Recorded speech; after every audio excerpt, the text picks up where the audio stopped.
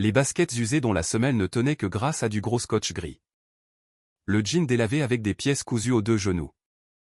La façon dont ma petite sœur, Céline, faisait la queue à la distribution alimentaire des Restos du Cœur un mardi matin de juillet, serrant la main de mon neveu de 7 ans, Léo, comme si elle avait peur qu'il disparaisse si elle le lâchait. Je l'ai presque pas reconnu. Ma sœur, qui enseignait en classe de CE2 à l'école primaire Jules Ferry depuis 10 ans, qui avait acheté une magnifique maison de 5 pièces en banlieue lyonnaise il y a 5 ans. Elle qui m'avait envoyé des photos à Noël dernier de Léo ouvrant ses cadeaux sous leur sapin décoré dans leur grand salon. Maintenant, elle était ici, dans le centre-ville de Lyon, sous la chaleur écrasante de l'été, attendant un repas gratuit. Céline. Je me suis approché derrière elle dans la file. Elle s'est retournée et je l'ai vue. Tout de suite. Le regard vide. La perte de poids. Ses pommettes trop saillantes. La façon dont ses épaules étaient voûtées comme si elle essayait de se faire toute petite. L'éclair de terreur pure avant qu'elle n'essaie de sourire. Pat. Salut. Qu'est-ce que tu fais là? Je suis bénévole ici tous les mardis. J'ai gardé une voix calme même si mon cœur battait la chamade. Je distribuais de la nourriture dans ce centre depuis 3 ans, depuis ma retraite de la brigade financière de la police judiciaire, et je ne m'étais jamais, au grand jamais, attendu à voir ma propre sœur de l'autre côté de la table. Qu'est-ce que tu fais là? Elle a baissé les yeux vers Léo, qui s'accrochait à sa jambe. On avait besoin d'un déjeuner aujourd'hui. Daniel est entre 2 boulots et les fins de mois sont difficiles. Daniel, son mari depuis 6 ans, l'homme qui avait semblé si charmant et ambitieux quand elle l'avait présenté à la famille. L'entrepreneur qui travaillait toujours sur la prochaine grande opportunité. Où est ta voiture, ai-je demandé. La Peugeot 308 dont elle était si fière quand elle l'avait achetée il y a 3 ans. Daniel en avait besoin pour des réunions de travail. On a pris le bus. Le bus part 35 degrés avec un enfant de 7 ans. Céline, qu'est-ce qui se passe? Elle a regardé autour d'elle nerveusement. Rien. Tout va bien. On a juste besoin de déjeuner et après on doit aller quelque part. J'ai regardé Léo. Vraiment? Je l'ai observé. Son t-shirt était propre, mais trop petit, comme s'il avait grandi depuis des mois et qu'il ne lui avait pas acheté de nouveaux vêtements. Ses cheveux avaient besoin d'une coupe. Et ses yeux avaient ce regard vigilant et inquiet qu'ont les enfants quand la maison n'est plus un endroit sûr. Vous avez mangé aujourd'hui tous les deux? Ai-je demandé doucement. Les yeux de Céline se sont remplis de larmes. Elle les a refoulés rapidement. On va bien, Pat. Vraiment. S'il te plaît, ne fais pas de scène. Je ne fais pas de scène. Je suis ta sœur et je te demande à quand remonte ton dernier vrai repas. Léo a tiré sur sa main. Maman, j'ai faim. Quelque chose s'est brisé en moi au son de sa petite voix. Je sais, mon chéri, a dit doucement Céline. On est presque arrivé devant. Non, je lui ai pris le bras gentiment. Venez avec moi, tous les deux. Pat, je ne peux pas. Daniel va bientôt appeler pour vérifier. Et si je ne réponds pas? Céline, j'ai attendu qu'elle me regarde. Viens avec moi. Je les ai sortis de la file d'attente et je les ai conduits à ma voiture garée 2 rues plus loin. Une fois à l'intérieur, avec la climatisation en marche et Léo attaché à l'arrière, serrant les barres de céréales que je gardais dans ma boîte à gants, je me suis tourné vers ma sœur, dis-moi tout de suite. Et finalement, assise dans ma voiture vitre fermée et moteur tournant, ma petite sœur s'est mise à pleurer. Pas des larmes délicates, le genre de pleurs qui viennent après des mois à tout garder à l'intérieur. Le genre qui secoue tout le corps. Je l'ai laissé pleurer. Je lui ai tendu des mouchoirs. J'ai gardé une main sur son épaule et j'ai attendu. Après 10 minutes, elle s'est essuyé le visage et a commencé à parler. On vit dans la voiture, Pat. Depuis 3 mois. Quoi? Daniel a vendu notre maison en avril. Il a dit qu'on était étranglé par le crédit immobilier. Il a dit que je dépensais trop et qu'on ne pouvait plus se le permettre. Il m'a montré des papiers, des avis de saisie, des relevés de dette. Sa voix était sourde. Je l'ai cru. Je pensais que c'était de ma faute. Je pensais avoir tout gâché. Sur la banquette arrière, Léo s'était endormi avec l'emballage de la barre de céréales encore à la main. Où est l'argent de la vente de la maison? Daniel a dit que tout était parti pour rembourser les dettes que j'avais créées. Ses mains tremblaient. Mais Pat, je ne comprends pas. Je gagne bien ma vie comme institutrice. Je cotise pour ma retraite chaque mois. J'avais des économies. Mes comptes étaient sains. Je ne sais pas comment on a pu s'endetter à ce point. La sensation froide et familière d'une enquête qui se dessine m'a envahi. Après 26 ans à traquer la délinquance financière, je savais exactement à quoi cela ressemblait. Céline, est-ce que tu as accès à tes comptes bancaires? Elle a secoué la tête. Daniel gère toutes les finances. Il a dit que j'étais nul avec l'argent. Il m'a montré des relevés où j'avais dépensé des milliers d'euros pour des choses dont je ne me souviens même pas. Des sacs à main de créateurs, des bijoux, des voyages. Sa voix s'est brisée. J'ai dû avoir des absences ou quelque chose comme ça parce que je ne me souviens de rien. Il a dit que je devais le laisser tout gérer jusqu'à ce que je me fasse soigner pour mon problème de dépenses compulsives. Et tu l'as cru? Elle m'a regardé avec des yeux désespérés. Pourquoi je ne l'aurais pas cru? Il avait les relevés bancaires, Pat. Mon nom, ma signature. Il était si patient, si compréhensif. Il a dit qu'il m'aimait toujours même si j'avais failli détruire notre famille financièrement. Du gaslighting. De la violence économique classique combinée à de la manipulation psychologique. J'avais vu ça 100 fois dans des affaires d'escroquerie. Mais voir ça arriver à ma propre sœur m'a glacé le sang. Où est-ce que vous dormez? Dans la voiture. On se gare à des endroits différents chaque nuit pour que la police ne nous embête pas. Parfois derrière le supermarché, parfois sur des aires de repos. Léo dort sur la banquette arrière et moi devant. Depuis 3 mois. Elle a hoché la tête. Daniel dit qu'on pourra retourner vivre avec lui et son frère une fois que j'aurai prouvé que je peux être responsable. Une fois que j'aurai montré que je ne dépenserai pas l'argent qu'on n'a pas. Il me donne 20 € par semaine pour la nourriture et les besoins de Léo. 20 € pour nourrir et habiller un enfant alors que Daniel conduisait sa voiture et vivait Dieu sait où. Où habite Daniel? Avec son frère Kevin. Ils ont un appartement quelque part. Je n'ai pas le droit de connaître l'adresse parce que Daniel dit que je pourrais débarquer et lui faire honte devant les amis de Kevin. Et Léo? Où Daniel pense-t-il qu'il est pendant la journée avec moi? Je suis censé le garder calme et hors de vue. Daniel dit, si quelqu'un découvre qu'on est SDF, les services sociaux vont placer Léo, et ce sera de ma faute parce que je suis une mauvaise mère. Encore de la manipulation, encore du contrôle. J'ai senti ma mâchoire se serrer. Céline, quand as-tu accédé à ton compte épargne-retraite pour la dernière fois? Elle a cligné des yeux. Je ne peux pas.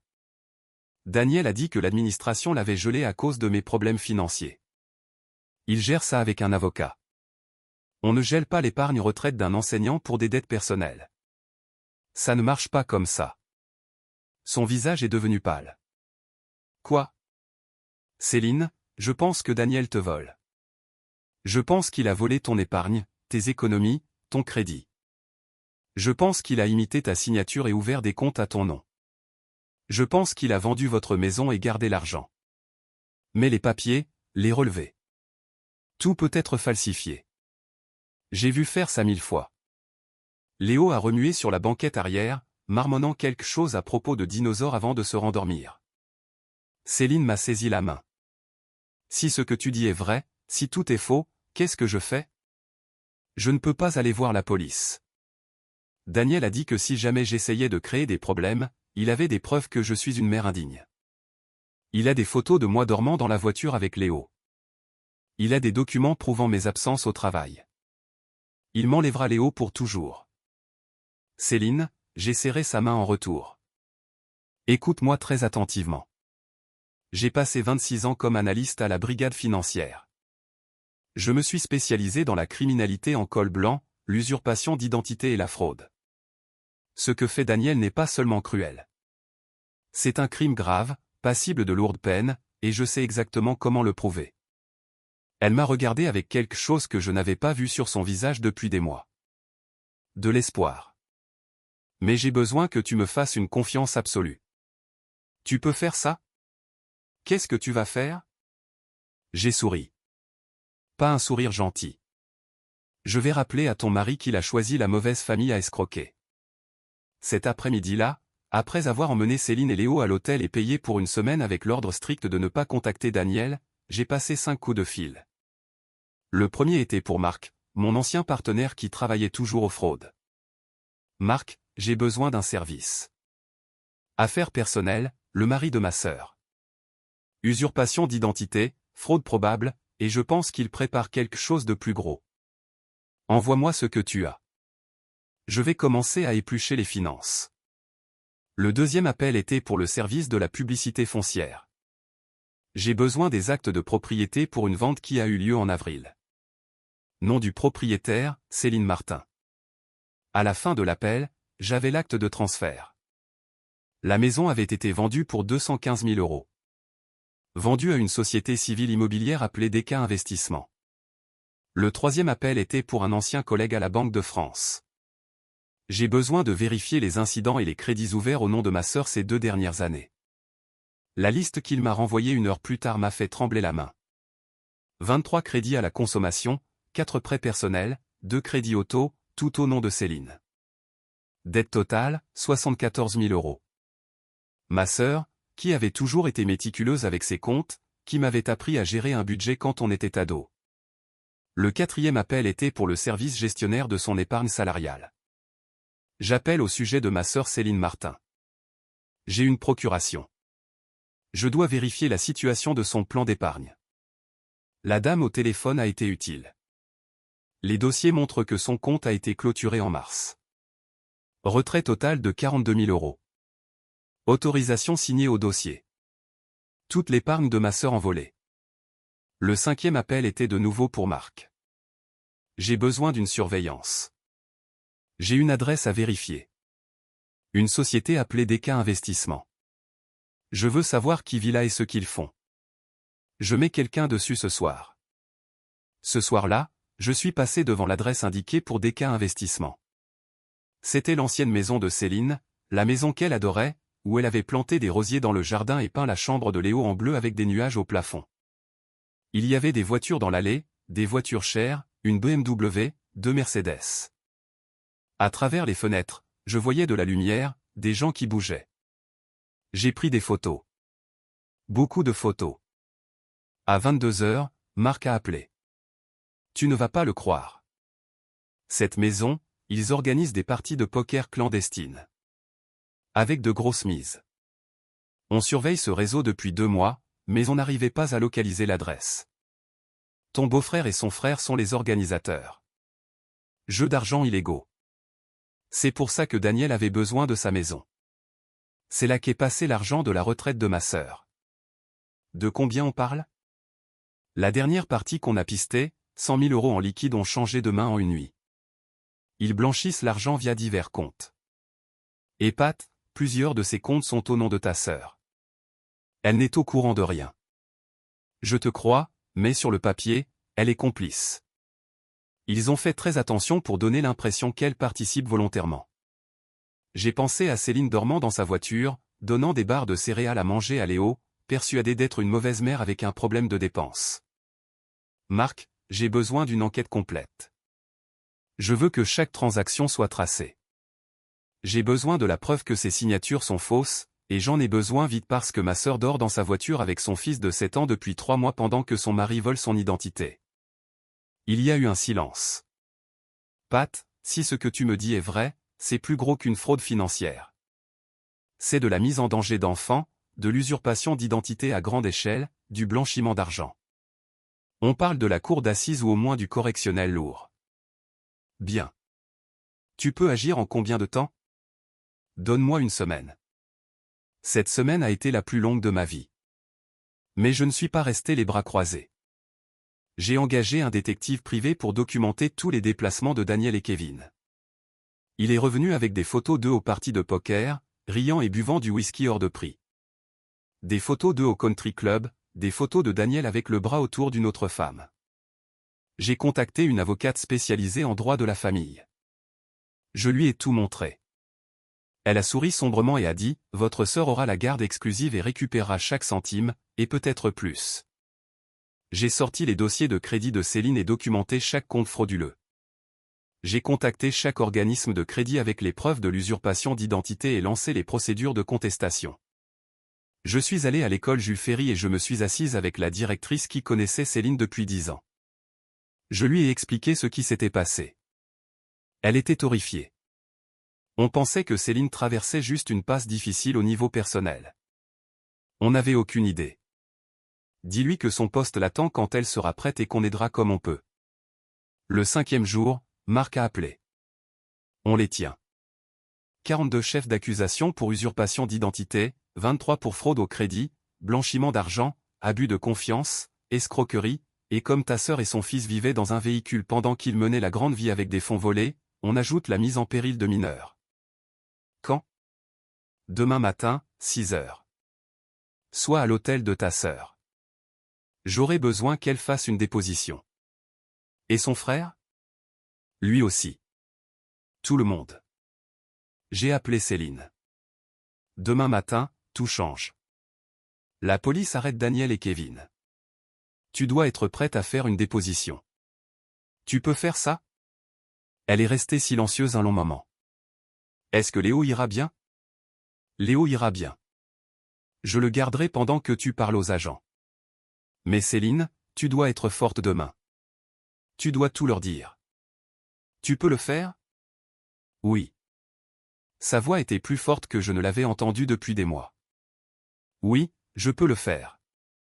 Le lendemain matin à 6 heures, 2 véhicules de police se sont arrêtés devant l'ancienne maison de Céline. Je n'étais pas là pour le voir, mais Marc m'a envoyé les photos plus tard. Daniel et Kevin me notaient, sortis de la maison de ma sœur alors que 10 autres personnes s'enfuyaient. La table de poker encore installée dans ce qui était la chambre de Léo. Des liasses de billets sur la table de la salle à manger. Des preuves partout. À l'hôtel, Céline a fait sa déposition auprès de Marc et de 2 autres agents. Elle leur a tout dit, la manipulation mentale, les faux relevés, les 3 mois dans la voiture, les 20 € par semaine, les menaces d'enlèvement de Léo.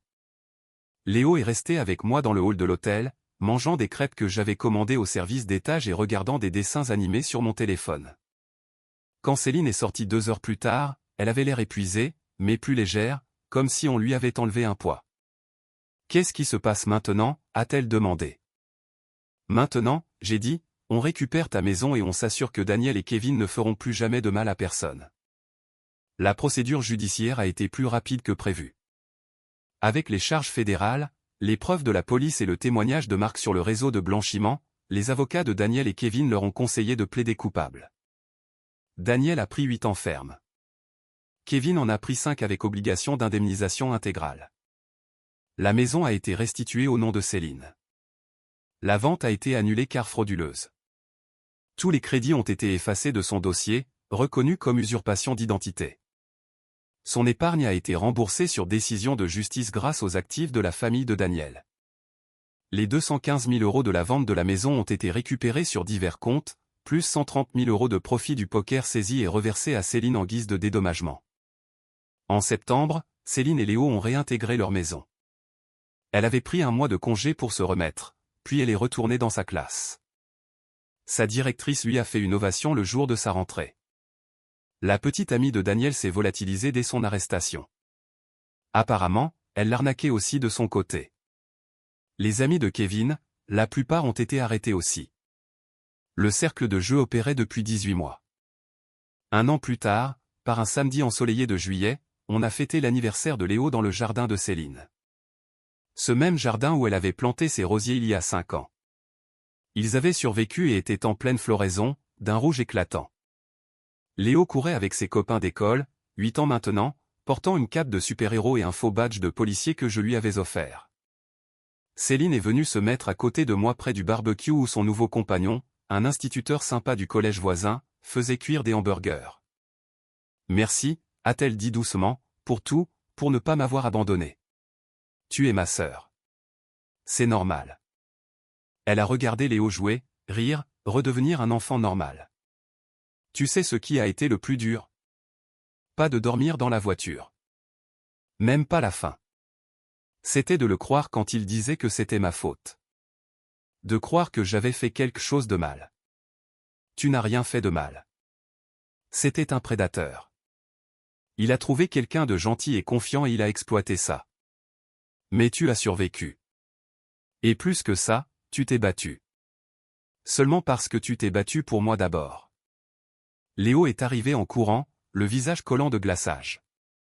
Tati-Pat, tu peux raconter à tout le monde l'histoire de comment la police a arrêté papa? Céline et moi nous sommes regardés. Elle a souri, un vrai sourire qui atteignait ses yeux. Peut-être quand tu seras plus grand, bonhomme. Mais oui, un jour je te raconterai comment on a attrapé les méchants. Il a crié de joie et est reparti jouer. Céline a passé son bras autour de moi. Tu sais ce que j'ai appris à travers tout ça? La famille, ce n'est pas juste les liens du sang. C'est ceux qui sont là quand tout s'effondre. J'ai pressé son épaule. Et tu as été là aussi. Tu as protégé Léo. Tu as survécu. Tu étais plus forte que tu ne le pensais. Le soleil de l'après-midi filtrait à travers le chêne dans son jardin, projetant des ombres dansantes sur l'herbe. La musique jouait sur une enceinte. Les enfants riaient. Les adultes discutaient, mangeaient et profitaient d'une journée d'été normale. Et quelque part dans une prison, Daniel apprenait que les actes ont des conséquences. Qu'on ne peut pas détruire la vie de quelqu'un sans finir par en payer le prix. Mais ici, dans ce jardin avec les roses en fleurs, le gâteau d'anniversaire et le son du rire de mon neveu, la justice ressemblait à plus qu'une simple punition. C'était comme une guérison, une reconstruction, un retour à la maison. Léo est passé en courant avec 2 de ses amis, sa cape volant derrière lui. Quand il grandira, se souviendra-t-il d'avoir dormi dans la voiture? Probablement. Se souviendra-t-il d'avoir eu peur? Peut-être. Mais j'espérais que ce dont il se souviendrait le plus, c'était ça. La famille qui s'est battue pour lui. La mère qui a survécu pour lui.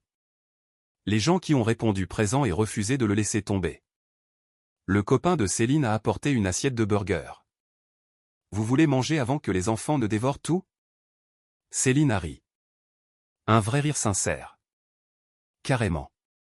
Alors qu'on s'asseyait à la table de pique-nique, Léo a grimpé sur les genoux de Céline même s'il devenait trop grand pour ça. Maman, a-t-il dit. C'est le meilleur anniversaire de tous les temps. Elle l'a serré fort et par-dessus sa tête, ses yeux ont croisé les miens. Merci, a-t-elle mimé. J'ai hoché la tête. Parce que c'est ça que fait une famille. On se bat, on protège, on refuse d'abandonner l'autre. Et parfois, quand on a beaucoup de chance, on a une sœur ancienne enquêtrice financière qui sait exactement comment faire tomber un escroc. Daniel avait pensé être si malin, imitant les signatures, manipulant les comptes, faisant croire à sa femme quel était le problème. Il avait pensé pouvoir s'en tirer parce que Céline était gentille, confiante et isolée. Il avait oublié une chose cruciale. Céline n'était pas seule. Elle avait une famille. Et la famille, la vraie, ne te laisse pas souffrir en silence.